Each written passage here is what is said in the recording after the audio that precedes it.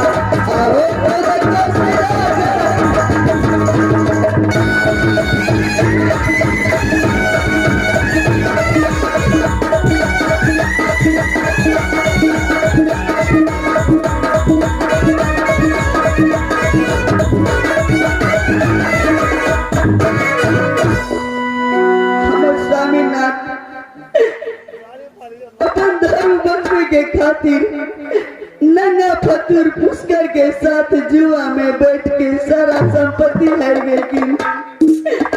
हम कहलो हे नाथ अब अपना सबके कोना गुजारा जाते जावे दुनिया संसार में छोट छोट बच्चा लगे एकरा दरवाजा पर गल के रह जात। कहलो कि हे नारी तू चिंता नहीं करा, हमर कुंडलपुर में सहोदरी बही नहीं थी, चलो मुलाकात कर ले छी, एक के बाद चलब जंगल की ओर। चलो ठीक है ना चलू, लेकिन ननद हमरा सबके नहीं पहचान लग। हमारी दया बेजाती ननदी के लिए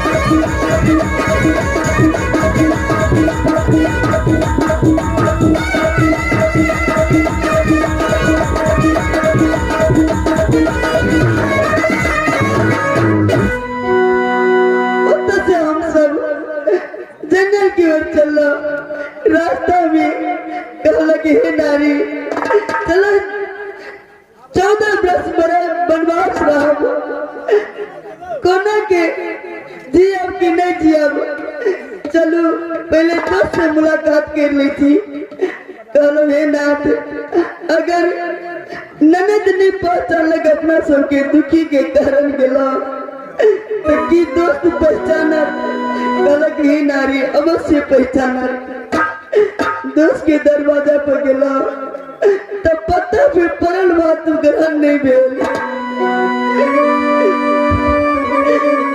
हम सब जंगल की ओर निकल गया जंगल में अबारी बा ये लीला हो दैबा जंगल में ये बेलैना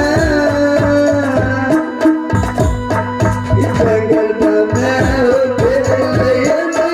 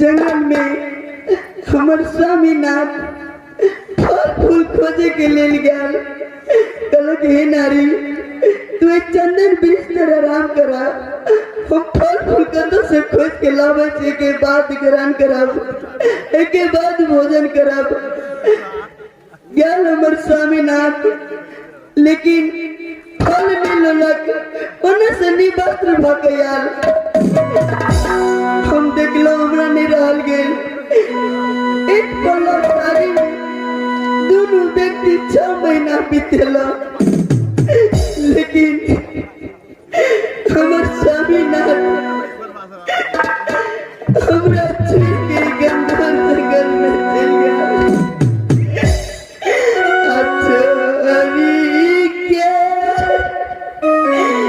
ये क्या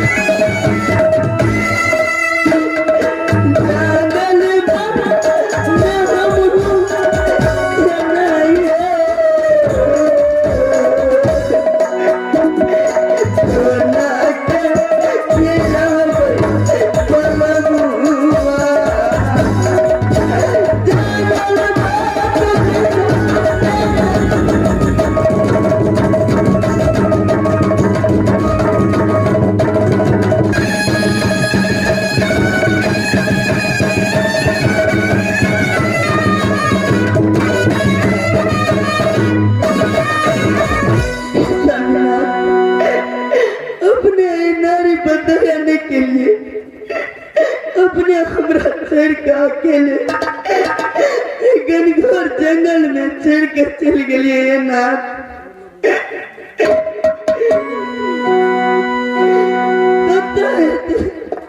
हमारे स्वामी नाथ हमें भगवान अब हमारे स्वामी नाथ हमरा से मिलत कि नहीं मिलत परमात्मा।